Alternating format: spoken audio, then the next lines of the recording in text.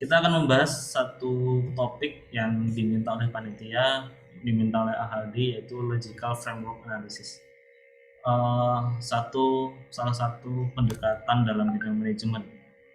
Entah kenapa saya diminta mengisi ini, mungkin uh, saya memiliki background manajemen pendidikan yang mungkin memang pernah kita diajar ini di mata kuliah manajemen proyek. Di sini ada yang manajemen pendidikan, bisa angkat tangan? Ya. Oh, belum ada. Baik. Ini ada di mata kuliah manajemen proyek, ya, dan nilai saya di manajemen proyek tidak tinggi-tinggi amat, jadi mohon maaf jika nanti kurang dapat menyampaikan. Tapi yang jelas dasar-dasarnya semoga bisa tersampaikan dengan baik. Nanti juga saya sampaikan sumber-sumbernya, teman-teman bisa untuk membaca-baca sendiri. Kebanyakan sumbernya dari bahasa Inggris. Sebenarnya kita perlu membuat latar belakang terlebih dahulu, baseline terlebih dahulu. Mari perhatikan lembaran-lembaran dokumen yang ada di organisasi kita. Kita sebagai aktivis organisasi tentu melihat sejak awal, misalkan kita disuguhi oleh lembar program kerja, kemudian laporan pertanggungjawaban, matriks timeline, kemudian proposal keuangan, proposal kegiatan, dan seterusnya, bahkan skripsi ataupun tesis. Ya. Kenapa sih kok bentuknya skripsi seperti itu ya? Kenapa harus ada latar belakang, kemudian harus ada eh, permasalahan? Kenapa harus ada bab 1, bab 2, bab 3? Boleh nggak sih saya membuat skripsi yang tidak seperti itu bentuknya? Boleh nggak saya membuat skripsi bentuknya novel atau cerpen gitu, dan seterusnya? Kenapa kok sifatnya itu atau strukturnya seperti itu? Bahkan seluruh Indonesia punya bentuk skripsi yang sama. Tidak hanya di Indonesia, bahkan di luar negeri juga punya model yang sama ya, walaupun dalam bahasa lain. Tapi saya mendapati ternyata di luar negeri tesis maupun ini tidak melulu sama ya bentuknya, tetapi bisa dibaca dengan struktur yang sama. Seperti itu. Nah, pernahkah teman-teman kita semua bertanya bagaimana format semua itu disusun? Adakah format-format itu warisan dari zaman dahulu, kemudian bisa nggak sih diganti, atau apa sih yang terjadi? Seperti itu. Kita melihat dari program kerja dulu. Program kerja, teman-teman kita yang membuat program kerja, proposal kegiatan ataupun apalah yang teman-teman laksanakan, pasti diawali dengan ini, pendahuluan. Pendahuluan itu pun sifatnya mengerucut, baik itu ke bawah ataupun ke atas. Misalkan dimulai dari permasalahan umum yang terjadi di Indonesia, kemudian permasalahan yang spesifik yang ingin diangkat, kemudian permasalahan yang lebih khusus lagi yang teman-teman sedang ingin selesaikan, dan kemudian solusinya yang teman-teman sampaikan dengan melaksanakan program itu. Biasanya pendahuluan dibuat meruncing seperti itu. Kemudian visi misi yang utama yang dimiliki oleh himpunan mahasiswanya atau organisasinya. Nah, ini visi misi fungsinya adalah menjelaskan sebenarnya apakah program kerja itu sesuai dengan visi misi yang sedang dilaksanakan. Biasanya juga sekedar tambahan ya, profil departemen, ketua dan sekretaris seterusnya. Dalam pembuatan proposal, ketika kita membuat proposal dan seterusnya, ternyata nama-nama pengurus itu berpengaruh atau berdampak dalam dalam pelaksanaan, dalam meningkatkan kepercayaan orang yang membaca proposal. Kita pernah merasakan mudah sekali mencari dana dan susah sekali mencari dana. Bukan full dekip ya, organisasi lain yang juga saya ikuti. Di satu lembaga yang saya ikuti membuat proposal, kita cantumkan nama-namanya dan seterusnya, susah sekali mendapatkan dana. Tetapi kita pernah membuat satu kegiatan program, kita cantumkan nama-nama juga, ternyata sangat-sangat lancar sekali mendapatkan dana. Bahkan waktu itu sampai menyentuh angka hampir 1 miliar. Investornya yaitu salah satu pemilik tempat care itu loh, yang tempat beauty gitulah. Ternyata turun. Setelah kita analisis perbandingan dua proposal ini, ternyata karena pengurusnya kebanyakan yang proposal yang ACC itu tadi yang mendapatkan dana yang banyak itu ternyata kebanyakan punya gelar S2 maupun S3 bahkan di luar negeri gitu. Kemudian program kerja itu yang dijelaskan kegiatannya apa, tujuan kegiatannya dan seterusnya hingga parameter keberhasilan. Ini nanti juga kita bahas. Nah, begitu pula dengan format penelitian yang biasanya disusun seperti ini. Kita langsung mulai di pendahuluan ya. Latar belakang masalahnya apa, masalah yang diangkat apa, fokusnya apa, tujuannya apa, dan seterusnya. Kemudian nanti ada bagian data. Kemudian ada temuan dan pembahasan, kesimpulan. Dan kesimpulan itu juga ada saran atau masukan untuk penelitian ke depan. Di sini kita bisa mendapatkan bahwa di setiap kita melakukan aktivitas yang sifatnya terstruktur di organisasi, terlembagakan, maka perlu dibuat suatu kerangka logis, kerangka berpikir yang logis. Siapapun yang membaca satu skripsi pasti akan mengerti bahwa ini dibuat secara urut agar kita lebih mudah memahami. Termasuk ketika membaca proposal program kerja, kita pasti akan dibuat untuk lebih mudah memahami. Dari sini kita bisa juga menyimpulkan bahwa logis, ya, sesuatu hal yang bersifat logis itu bisa dipahami oleh semua orang. Logika itu kan suatu mesin yang sama dari setiap orang. Ya.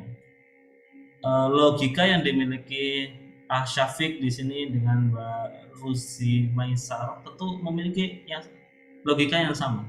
Ketika memiliki input satu, kemudian prosesnya dinamakan tambah 1+1, tentu baik orang di Untirta maupun mahasiswa di Untirta maupun di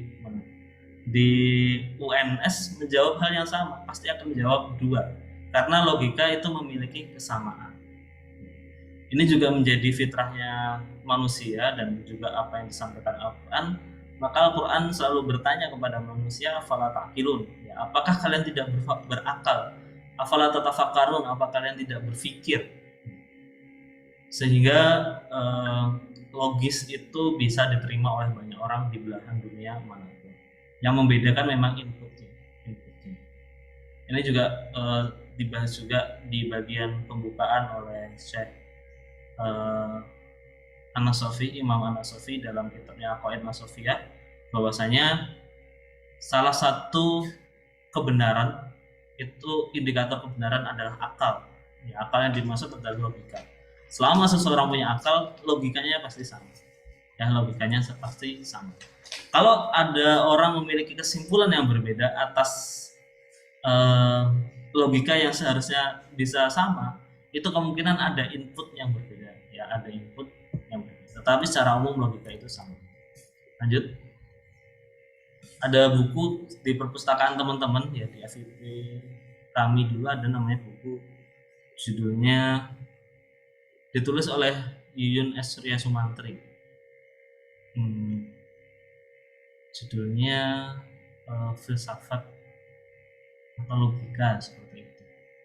Saya searching dulu lupa saya. Yuyun S. Surya Sumantri. Oh ya, filsafat ilmu. Bukan, ada buku yang lain. Oh, ilmu dalam perspektif. Ilmu dalam perspektif ini cukup terkenal. Saya rasa teman-teman bisa mencoba membaca ini. Di situ ada logika. Salah satunya dibahas tentang logika. Baik, logical framework yang akan kita bahas itu biasa disingkat dengan log frame. Dan ini sebenarnya juga satu pendekatan yang sudah sangat umum terjadi di kita, bahkan dipakai oleh hima-hima program lembaga dakwah ya, sehingga menjadi dasar kita dalam berkegiatan.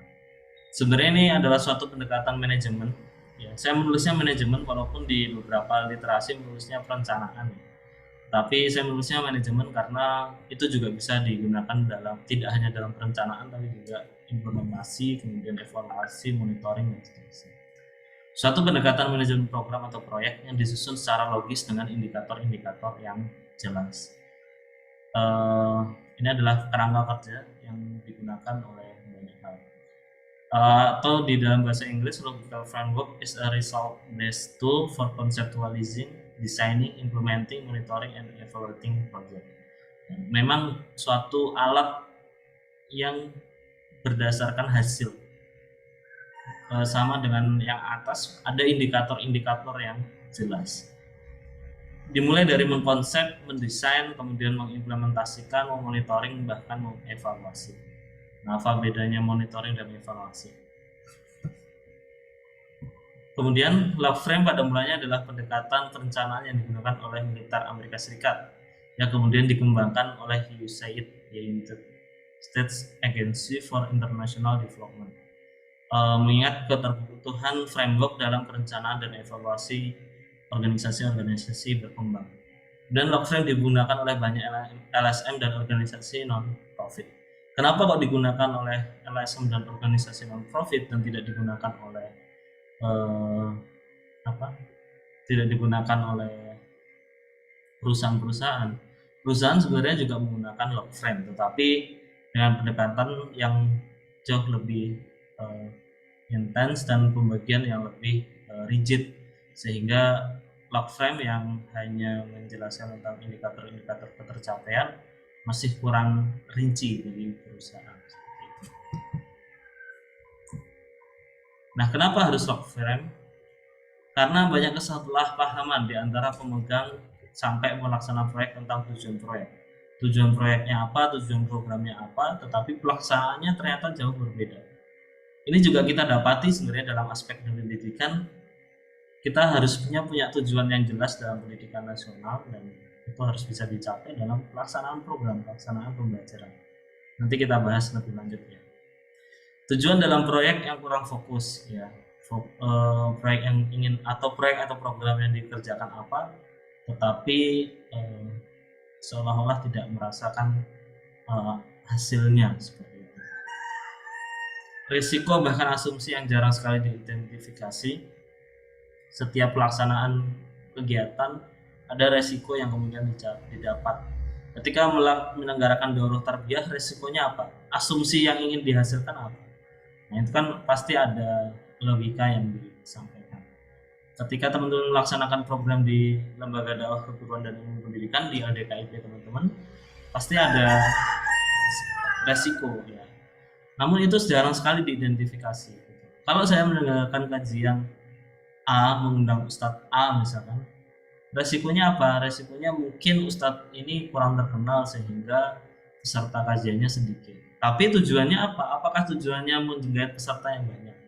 Nah, itu yang perlu diluruskan dalam logika berpikir penyelenggaraan program. Akibat dan manfaat antar tujuan program atau proyek seringkali kurang dieksplor. Ya, ini yang ditakutkan ketika seseorang atau suatu organisasi menyelenggarakan program bukan karena menganalisis kebutuhan, tetapi karena diwarisi oleh pengurus sebelumnya. Dari tahun-tahun sebelumnya sudah ada program bernama kajian rutin. Nah, tapi kurang dieksplor ini sebenarnya kajian rutin itu manfaatnya apa, akibatnya, dampaknya apa. Kenapa kok kita harus menyelenggarakan kajian rutin? Oh, kita harus menyelenggarakan kajian rutin karena pengurus sebelumnya menyelenggarakan kajian rutin. Nah, ini artinya logika berpikirnya tidak dijelaskan di dalam program kerja, pelaksanaan program kerja.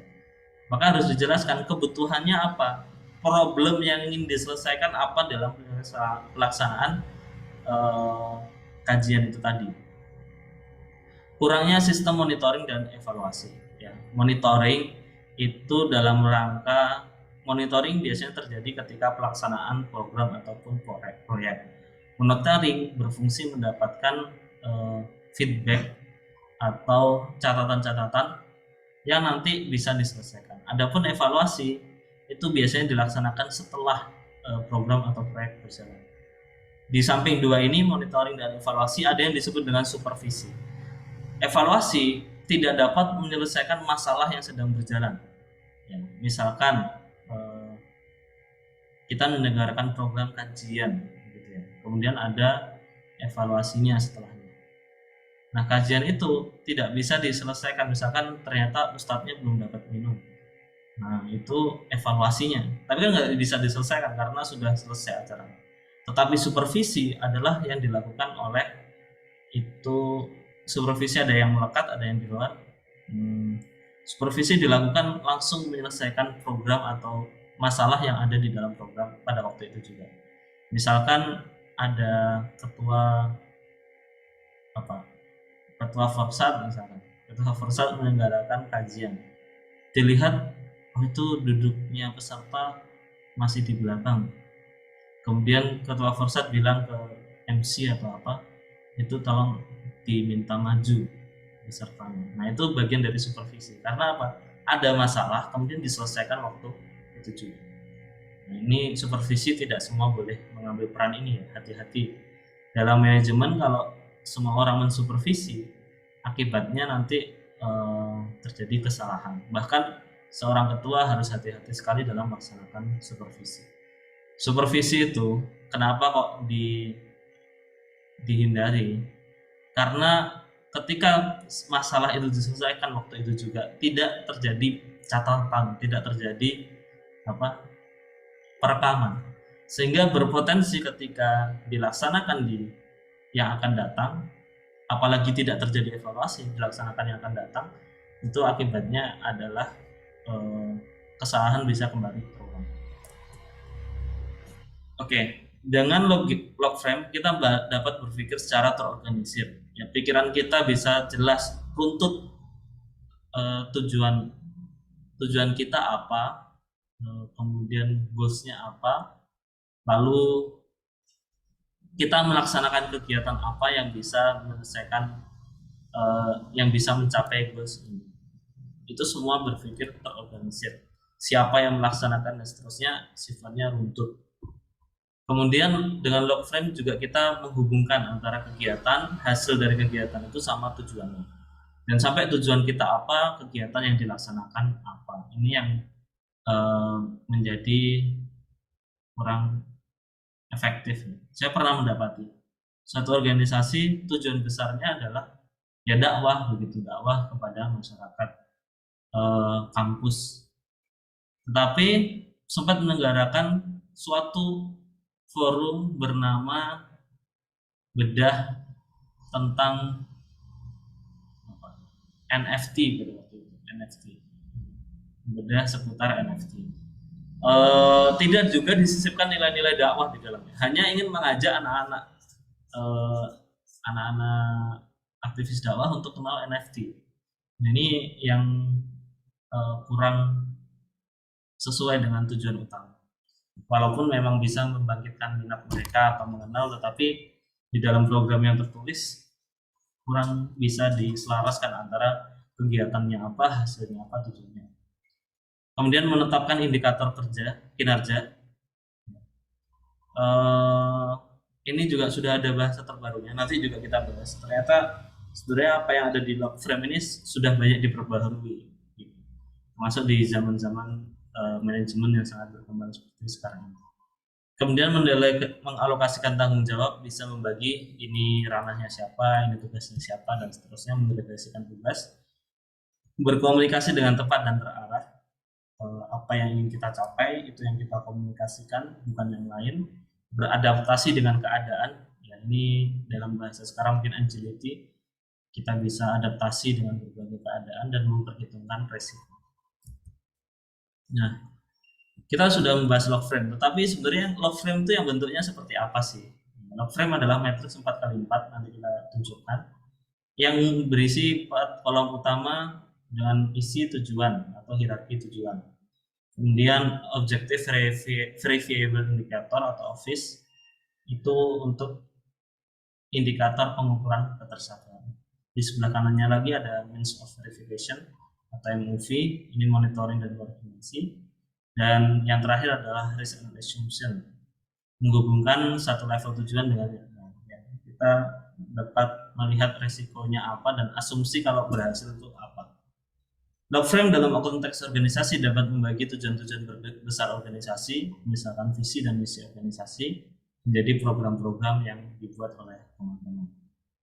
Maka benar sekali, mungkin cocok ketika Aldi atau kita semua diminta untuk membahas ini, karena dengan kita membuat log frame, kita bisa mengurai tujuan besar organisasi, baik itu teman-teman di Full to Keep ataupun di LDKIP, kemudian membagi tujuan itu dalam program-program. Ya, sebenarnya teman-teman kita perlu tahu bidang-bidang yang ada di dalam kita, bidang-bidang yang teman-teman miliki itu hasil dari apa?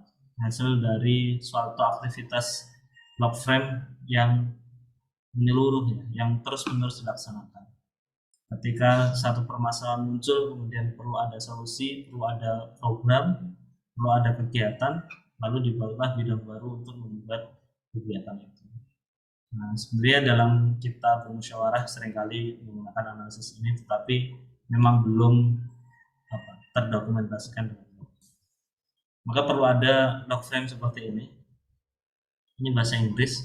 Saya juga kurang bisa mengartikan ke bahasa Indonesia karena sepertinya artinya mirip-mirip.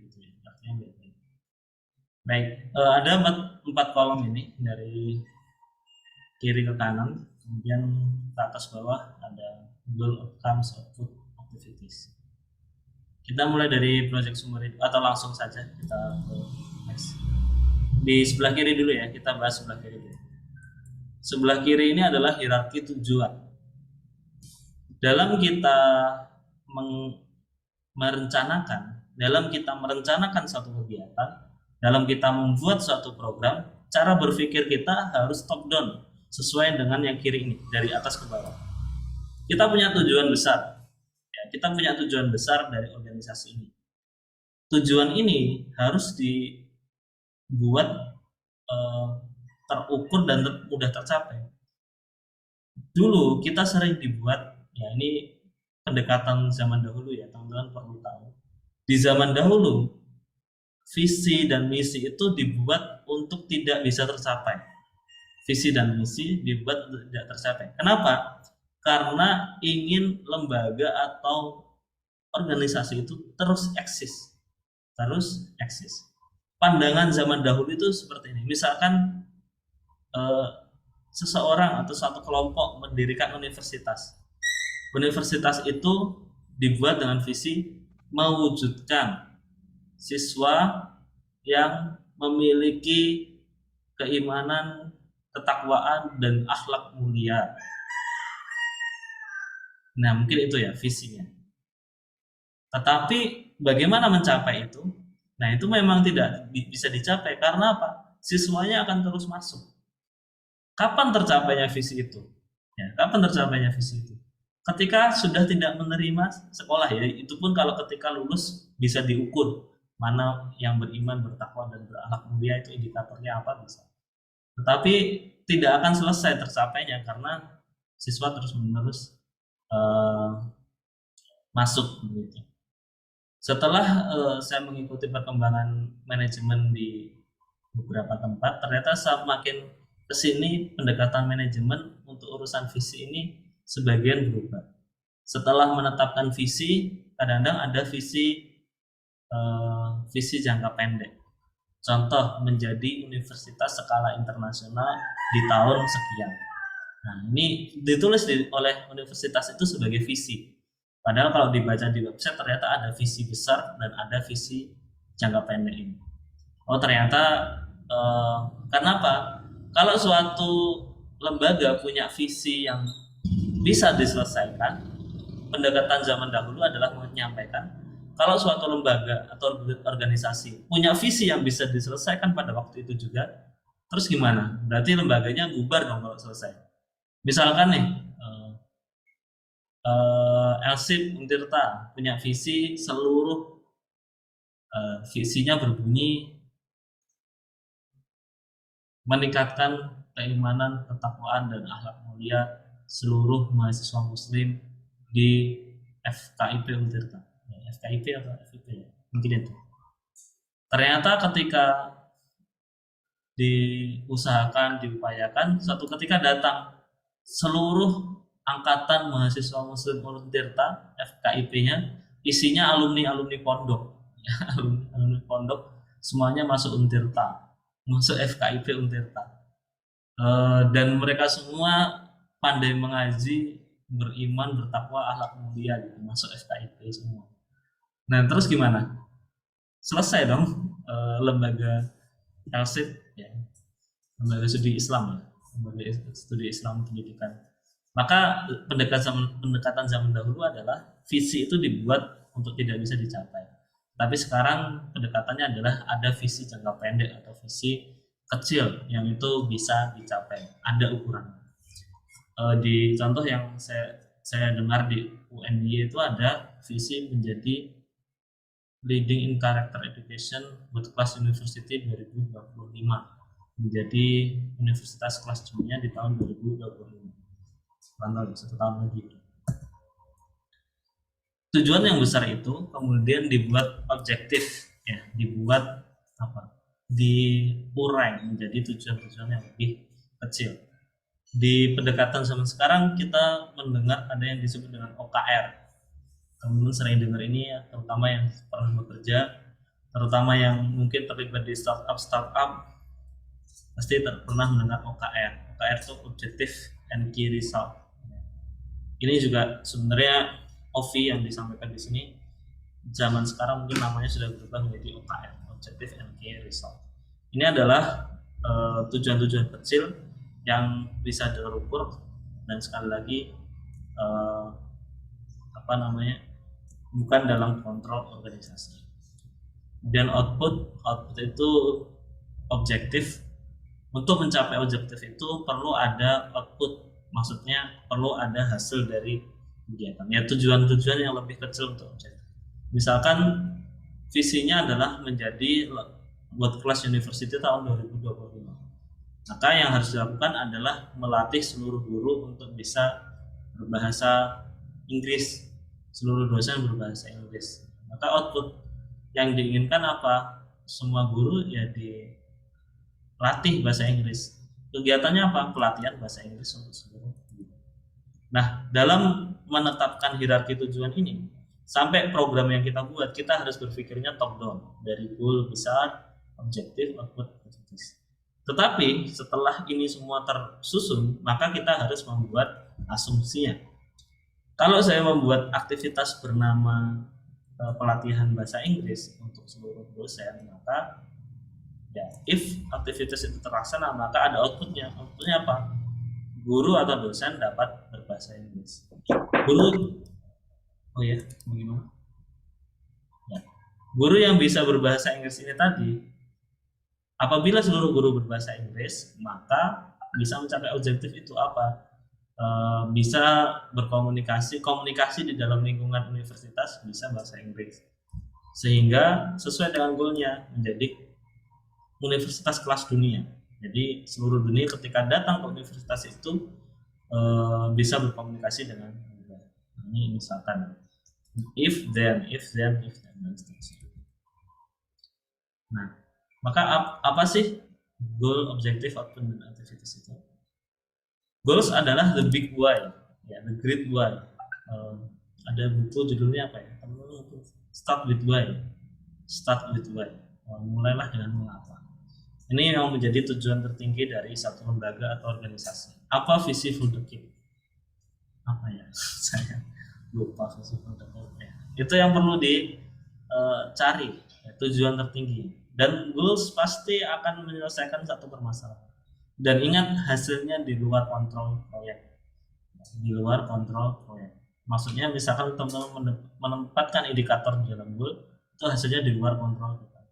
Visi lembaga membuat siswa masuk ke universitas ternama di Indonesia. Saya membuat les-lesan agar siswanya masuk ke universitas ternama di Indonesia. Itu goals itu. Maka saya merancang kegiatan untuk mencapai goals itu. Tetapi setelah kegiatan itu terlaksana dengan berbagai rencana yang kita buat, hasil siswa bisa masuk ke universitas ternama itu di luar kontrol kita, ya, di luar kontrol kita. Kita tidak bisa bahkan sampai misalkan nyogok, nah itu berusaha mengambil kontrol yang sebenarnya bukan kontrol. Ya, kita hanya bisa mengusahakan untuk menuju ke sana, tetapi hasilnya itu di luar kontrol proyek, di luar kontrol program. Ya maksudnya hasilnya ini adalah ketetapan Tuhan. Kayak teman-teman punya tujuan masuk ke univ mana yang belum saya sebutkan di sini. UNS sudah. Ada dari mana lagi? UNES ada nggak UNES? Ya, UNES. Saya punya tujuan untuk masuk ke UNES. Maka saya perlu belajar A, belajar B, belajar C. Aktivitas apa? Aktivitasnya apa? Belajar A, belajar B, belajar C. Nah, meskipun kita sudah menyelenggarakan aktivitas itu dan berusaha untuk mencapai tujuan itu, tapi goals dari kita bisa masuk ke universitas ternama itu di luar kontrol kita. Nah, itu hak prerogatif dari orang-orang yang menentukan, termasuk haknya Allah Subhanahu wa taala. Maka kita hanya bisa berusaha. Kemudian objektif itu rincian dari goal. Jadi goals besar kita rinci untuk dicapai. Karena goals besar pasti membutuhkan goals yang lebih kecil. Teman-teman punya cita-cita kuliah di Jerman, maka teman-teman membuat objektif yang lebih kecil. Misalkan belajar bahasa Jerman. Oke. Mengumpulkan uang untuk untuk berangkat ke Jerman. Kemudian mempelajari budaya dan bahasa budaya Jerman. Kemudian memahami geografis Jerman, mencari kenalan yang ada di Jerman, mencari tempat tinggal di Jerman. Objektif itu yang akan mencapai goals teman-teman, yaitu berangkat kuliah ke Jerman. Nah, objektif yang lebih kecil itu masih di luar kontrol proyek. Kemudian ada output. Output adalah hasil spesifik dari program atau proyek untuk mencapai objektif. Misalkan teman-teman punya objektif tadi untuk mencapai pergi ke Jerman, objektifnya adalah belajar bahasa Jerman, maka yang dilakukan adalah apa? Ya, les bahasa Jerman. Les bahasa Jerman. Output les dari bahasa Jerman adalah bisa belajar bahasa Jerman dan seterusnya. Kemudian ada office. Ini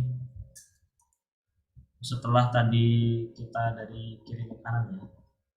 Setelah yang sebelah sini, yang sebelah kiri, kemudian kita ke sebelah kanan. Mulai dari OV dulu.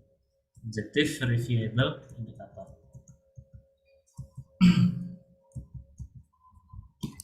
Ini adalah bagaimana cara mengetahui keberhasilan suatu program atau proyek, atau indikator lah, bahasa sederhananya indikator ketercapaiannya apa. Ketika disebutkan atau dibuat indikator ketercapaian, maka ini memudahkan kita untuk monitoring dan evaluasi. Oh, program ini tercapai. Kenapa kok tujuan besar kita tidak tercapai? Pasti ada missing link di daerah mana. Nah, missing link itu diperiksa dari office ini. Diperiksa dari objectively verifiable indicator. Maka untuk menetapkan OV ini harus menggunakan SMART, yaitu ini sering disampaikan, yaitu specific, measurable, achievable atau attainable, relevant, dan time bound atau time based. Kemudian ada MOV yang sebelah kanan. Kalau yang sebelah kiri adalah indikatornya, sebelah kanannya adalah datanya apa. Data untuk mengenal indikator itu apa. Dan yang sebelah kanannya adalah asumsi maupun resiko. Ini adalah satu contoh saya membuat sendiri dan ini kayaknya sangat-sangat kurang jelas. Semoga nanti teman-teman bisa mendapatkan contoh yang lebih baik lagi. Saya memberikan contoh, misalkan kita punya goals besar yaitu 50% LDKIP tergabung di full the kit. Nah, maka ini di breakdown dari goals menjadi outcome, output, activities. 50% LDKIP di Indonesia bergabung di full the kit. Maka gambaran kita harus lebih besar dari itu karena tidak semua bisa bergabung di full the kit. Maksudnya tidak semua yang kita kenalkan tentang full the kit mau bergabung. Maka diobjektifkan bahwa sebelum bergabung itu bersedia mengikuti kegiatan full the kit. Ya. Ikut kegiatan dulu atau bergabung dulu? Biasanya ikut kegiatan dulu. Nah, tidak semua yang ikut kegiatan Oh, bukan tidak semua. Ya, tidak semua yang ikut kegiatan itu adalah eh, tidak semua yang kenal full the itu ikut kegiatan. Maka kita harus membuat output yang lebih besar lagi di bawahnya, yaitu 80% LDKIP mengenal full the. Bagaimana caranya? Maka harus diadakan sosialisasi full the ke seluruh LDKIP di Indonesia. Ya, membuat rencananya seperti itu. Ke bawah gitu ya. Kemudian eh, berpikirnya, asumsinya adalah kebalik ya, dari aktivitas ke goal. Aktivitasnya adalah sosialisasi full the ke seluruh LDKIP di Indonesia 100%. Kalau sosialisasi artinya harapannya 100%. Ternyata 100% itu sosialisasi, tidak semuanya kenal full the entah dia tidak datang ketika sosialisasi, atau ketika sosialisasi dia tidur, atau dia eh, ada kegiatan lain atau disambi sehingga tidak kenal baik dengan full the. Maka asumsinya adalah dari 100% itu tidak semuanya kenal, maka 80% lah. Kita membuat asumsi 80%. Dari 80% itu yang kenal full the tidak semuanya bersedia ikut kegiatan full the. Mungkin saja setelah kenal, saya kenal full the tetapi saya masih ada aktivitas lain atau kegiatan lain. Sehingga asumsinya tidak semua 80%, maka hanya 70%, berkurang 10%. Oke, 70% LDKIP sudah bersedia mengikuti kegiatan full the ya. Full the mengadakan tarhib Ramadan, banyak yang datang. Full the ngadain mabit, datang. Daurah datang. Tapi ternyata tidak semua yang ikut itu, yang bergabung kegiatan itu bergabung secara resmi sebagai full the ya. Sebagian nggak usah gabung lah, yang penting kan saya ikut kegiatan. Maka sisanya adalah 50% LDKIP gabung di full the. Nah, kemudian sebelah kanannya adalah indikatornya. Kalau orang sosialisasi, aktivitasnya ada sosialisasi, maka indikatornya apa? Indikatornya adalah terlaksananya sosialisasi dan hadir dalam sosialisasi. Kemudian kalau tujuannya adalah mengenalkan mengenal full the maka sebenarnya indikatornya apa kenal dengan full the itu? Maka terjalin komunikasi dengan full the. Kalau indikatornya tujuannya adalah mengikuti kegiatan full the maka indikatornya apa? Ya hadir dalam kegiatan full the. Kemudian kalau bergabung, ya indikatornya tergabung dalam full the. Kemudian data untuk mendukung sosialisasi, hadir dalam sosialisasi berarti datanya adalah data presensi sosialisasi. Kalau terjalin komunikasi berarti verifikasinya atau datanya apa? Data kontak seluruh LDKIP di Indonesia. Kalau indikatornya adalah hadir, maka datanya dari mana? Dari presensi. Ini semua bisa diasumsikan. Kemudian bagian kanan adalah risk assumption. Di sini saya hanya menulis asumsi saja. Resikonya belum tertulis ya, teman-teman bisa buat sendiri. Kalau ada aktivitas sosialisasi, asumsinya orang-orang yang hadir di sosialisasi itu kenal. Kalau kenal berarti ikut kegiatan. Kalau ikut kegiatan berarti tahu manfaat dan bersedia bergabung. Paling atas itu risk and assumption itu dikosongkan boleh. Kalau diisi berarti kemungkinan akan ada lanjutannya. Teman bisa membuat lanjutan sendiri. Siapa yang membuat log frame? Log frame tidak bisa dibuat sendirian. Ya, log frame tidak bisa dibuat sendirian. Ia harus dibuat oleh tim yang berkepentingan dalam mencapai tujuan. Kalau ada tujuan berbunyi, misalkan meningkatkan keimanan, ketakwaan, dan akhlak mulia peserta didik di SD negeri ini, siapa yang punya kepentingan untuk mencapai tujuan itu? Pasti seluruh komponen sekolah. Maka setidaknya seluruh komponen sekolah terlibat dalam pembuatan log frame dalam program yang akan dilaksanakan, yaitu program pembelajaran. Semakin banyak peserta tim, maka semakin baik. Ini hanya sekedar, ini saya mendapatkan dari sumber ya. Ditulisnya semakin banyak peserta akan semakin baik. Tapi saya kurang sepakat juga karena takutnya terjadi banyak perdebatan dan seterusnya. Kalau saya membayangkan membuat log frame itu dikasih lembaran log frame sendiri-sendiri. Ya misalkan bidang di full itu ada kaderisasi ada nggak sih, kalau nggak salah namanya bidang ke full dekipan ya, atau apa, pembinaan misalkan itu. Kemudian bidang syiar, kemudian bidang kemuslimahan, media. Nah, misalkan setiap anggota media diberikan log frame sendiri, kemudian diminta untuk setiap orang membuat 4 atau 10 log frame dengan tujuan yang sama. Goalsnya sudah ditulis di pojok kiri atas. Nah, baru nanti mereka membuat tujuan-tujuan, aktivitas-aktivitas yang mereka bisa mencapai tujuan itu. Baru nanti disatukan dalam forum musyawarah, ditulis kegiatan-kegiatan yang mungkin dilaksanakan. Nah, diperiksa itu log frame-nya. Kalau ada yang tidak logis, tidak nyambung, nah itu yang dicoret, digagalkan kegiatannya.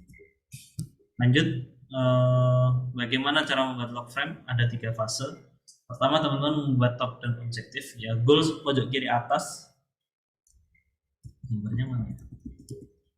Nah, pojok kiri atas ini. Sini. Oke. Yang sebelah kiri atas ini, goals ini. Ini yang harus diisi terlebih dahulu. Ini nih, maaf. Karena goals ini adalah tujuan besar yang ingin dicapai. Baru untuk mencapai ini diperlukan objektif atau outcome yang ingin dicapai. Sebelum bergabung nggak mungkin langsung bergabung, harus ada apa? Harus ada pendahuluannya, yaitu apa? Ikut kegiatan. Dari dari outcome ini juga perlu di breakdown lagi. Jadi cara mengisinya adalah top down untuk bagian sebelah kiri ini. Untuk ini cara mengisinya adalah top down seperti ini. Kemudian setelah top down yang dilaksanakan adalah across ya. Baru diisi ke kanan. Mulainya boleh dari atas, boleh dari bawah, tapi lebih baik dari bawah. Oke, kalau kita punya tujuan ini maka ditulis dari bawah. Objektif indikatornya apa dan datanya dari mana. Kita bisa mendapatkan data untuk indikator ini tuh dari mana. Baik itu kualitatif atau kuantitatif objektifnya, pasti diperlukan data pendukung, ya data penunjang. Nah, ini cara mengisinya ke kanan. Hanya sampai sini saja ya. Hanya sampai sini. Kemudian berikutnya atasnya diisi dari kanan, ya, cross. Kemudian outcome-nya juga sama. Setelah ini terisi semua, baru ke atas, yaitu asumsi. Asumsi adalah resiko atau asumsi adalah gambaran ketika aktivitas itu terlaksana dan tidak terlaksana, atau ketika terlaksana kemungkinannya apa saja. Ketika mengadakan sosialisasi full dekip ke seluruh LDKIP di Indonesia, asumsinya adalah LDKIP di Indonesia akan mengenal full dekip. Itu baru asumsinya. Akan tetapi ada juga risiko, apa resikonya? Misalkan LDKIP di Indonesia kenal full dekip, tapi kenalnya dalam hal yang buruk, misalkan ternyata organisasinya kurang profesional, ternyata mas mbaknya tidak, kurang ramah dan seterusnya. Maka resiko dan asumsi ini harus ketika diisi dengan detail, kita bisa menghindari resiko-resiko terburuknya. Dan ini cara mengisinya adalah ke atas. Ketika kenal maka sudah mengikuti kegiatan. Ketika sudah mengikuti kegiatan maka bersedia.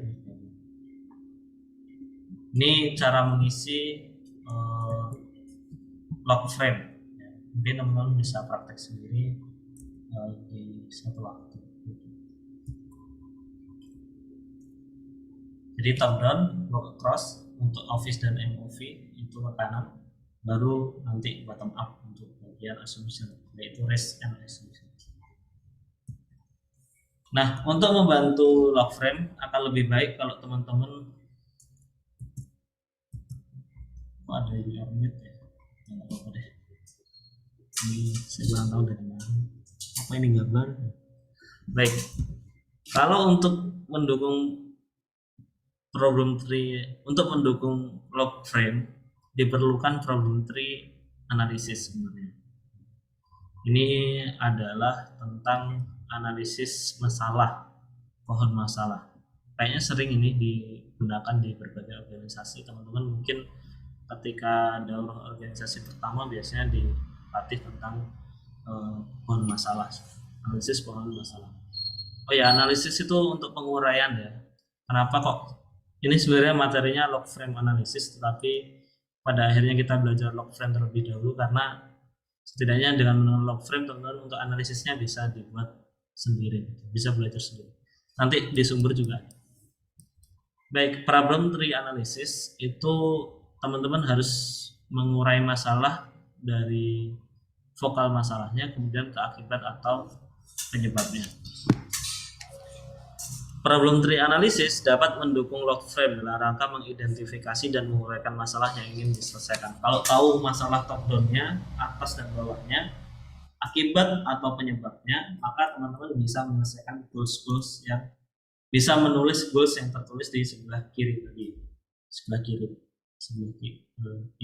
kiri.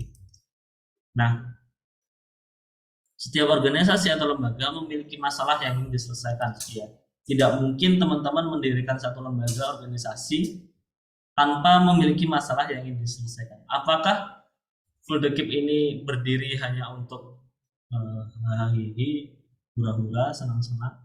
Pasti ada masalah yang ingin diselesaikan. Nah, ini yang perlu untuk dianalisis dengan baik. Masalah dapat diurai sedemikian rupa sehingga terpecahkan akar masalahnya. Semakin terurai akar masalahnya, semakin lebih baik lagi. Kemudian penanganan akar masalah dan masalah dapat menghindari akibat yang juga sudah diprediksikan. Kalau kita melihat mengurai akar masalah, kita juga bisa mengantisipasi terjadinya masalah ini berkelanjutan. Oh, ternyata ada bagian akar masalah yang belum kita selesaikan, itu yang diselesaikan. Baik, contoh adalah munculnya wabah kolera di Kingston, St. Vincent. Ini dari sumber ya contohnya. Oke, wabah kolera. Kalau ke atas itu akibatnya, kalau ke bawah itu penyebabnya. Wabah kolera ini setelah diurai ternyata dari 3 sumber masalah. Yang pertama adalah kondisi sanitari atau kondisi kebersihan jamban ya, pembuangan baik itu kamar mandi dan seterusnya yang sangat buruk. Kemudian penyebab lain terjadinya kolera adalah suplai air yang ternyata terkontaminasi. Selain itu juga food preparation, penyimpanan makanan, dan juga pelaksanaan kesehatan yang tidak higienis. Ya, food preparation ini penyimpanan makanan ya teman-teman, bisa belajar tentang food preparation cukup baik. Nah, dari sini maka diurai lagi. Sanitari itu kenapa kok terjadi kok sangat buruk? Ya, ternyata misalkan dalam hal kamar mandi masih terbuka. Ini open pit latrines ini saya kurang tahu ya. Atau misalkan terkait dengan suplai air yang terkontaminasi. Ternyata terjadi banjir di area yang berpenduduk. Kemudian kurangnya maintenance ya untuk arus air, sehingga air yang dimiliki terkontaminasi, efeknya ke atas. Terus kenapa kok dalam hal pelaksanaan kegiatan dalam menjaga kesehatan itu tidak higienis dan menjaga makanan tidak higienis? Kemungkinannya adalah lack of knowledge, ya, kurangnya pengetahuan. Ada juga low level of income. Ya, orang menyimpan makanan dan tidak baik, busuk misalkan dan seterusnya ya karena pemasukannya kurang, belum bisa beli buat kulkas dan seterusnya, sehingga muncul wabah kolera. Nah, wabah kolera ini menyebabkan apa? Increase morbidity and mortality. Ini meningkatkan apa? Morbidity itu apa? Kematian ya, misalkan seperti itu. Ya. Maka ketika itu terjadi banyaknya yang sakit, maka membutuhkan banyak sekali pelayanan kesehatan.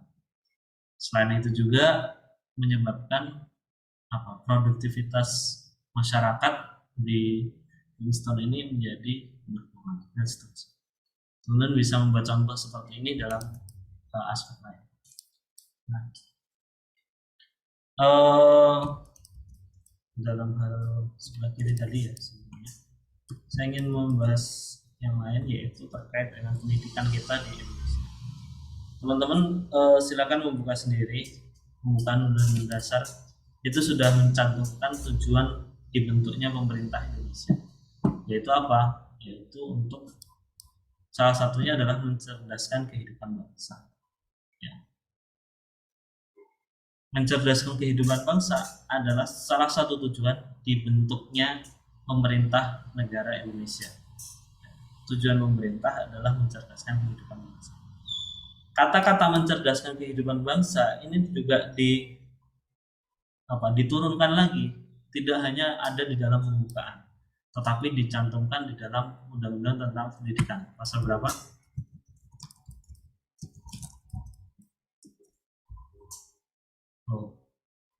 Pasal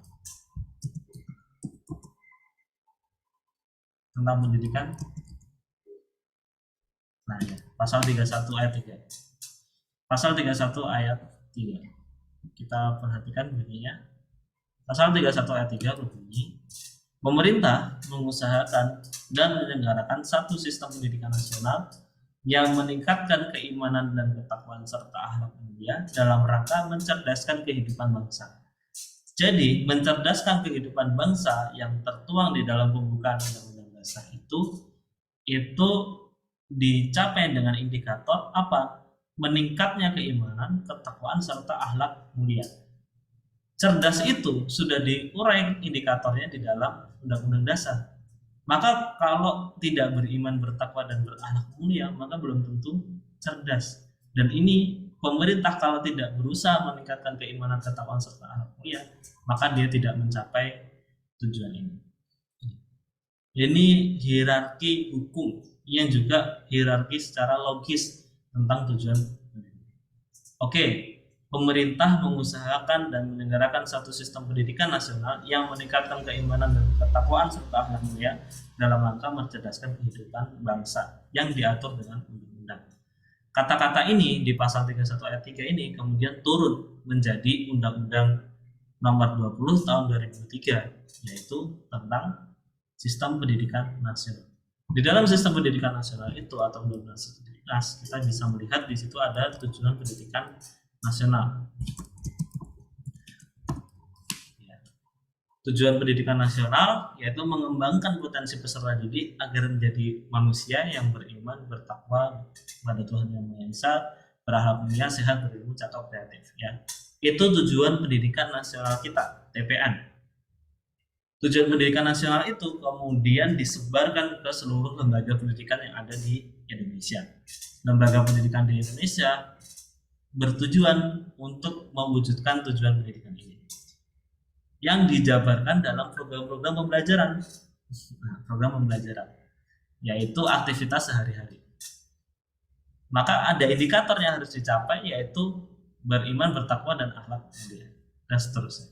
Pertanyaannya, kenapa dalam pengukuran evaluasi atau monitoringnya, ya di bagian objective verifiable indikatornya, OVIS-nya, kalau kita punya tujuan berbunyi keimanan, ketakwaan, akhlak mulia, kenapa indikator yang kita cari dalam penyelenggaraan lembaga pendidikan itu adalah ujian nasional yang isinya apa?